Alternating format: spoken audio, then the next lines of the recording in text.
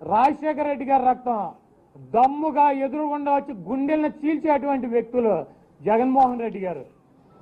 నీకు మళ్ళీ దొడ్డిదారిని వెనకాల నుంచి వచ్చి వెన్నుపోటు పొడిచేటువంటి వ్యక్తిగా జగన్మోహన్ రెడ్డి గారు. ఎవడ్రా బాబాయిని చంపింది?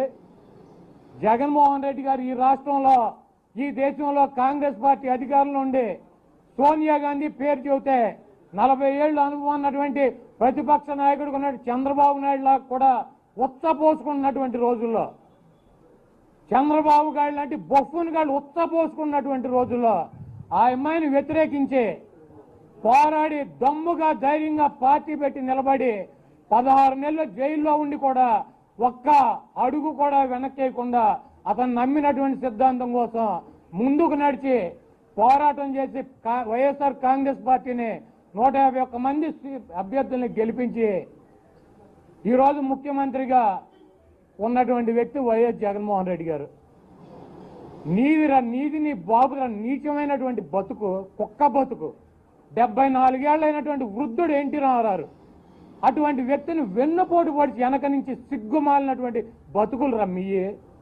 వెన్నుపోటు పొడిచి ఆ పార్టీ నుంచి ఆయన్ని సస్పెండ్ చేసి ఆ ముఖ్యమంత్రి పదవిని ఆ పార్టీని దొంగిలించినటువంటి దొంగ వెధవలరా నువ్వు నీ బాబు.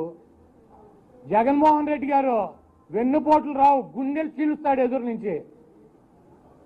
64 ఏళ్ల ముసలాయిని చంపి రాజకీయాలు రావాల్సినటువంటి కర్మ, రాజకీయ లబ్ధి పొందాల్సినటువంటి కర్మ ఆ జగన్మోహన్ రెడ్డి గారికి కానీ ఆ రాజశేఖర రెడ్డి గారి కుటుంబానికి కానీ లేదు. మీలాంటి ఉచ్చమో నీచం లాంటి వెధవలు 74 ఏళ్ల వయసులో ఒక వృద్ధుడిని పార్టీ లాక్కుని ముఖ్యమంత్రి సీటు లాక్కుని అనాథం చేసి చావుకు గురైనటువంటి చంపినటువంటి వెధవలరా మీరు, నువ్వు నీ బాబు. అటువంటి మీ నీచులు జగన్మోహన్ రెడ్డి గారి గురించి మాట్లాడతారా? సిగ్గు శరం లేదు బాబు కొడుకులకి.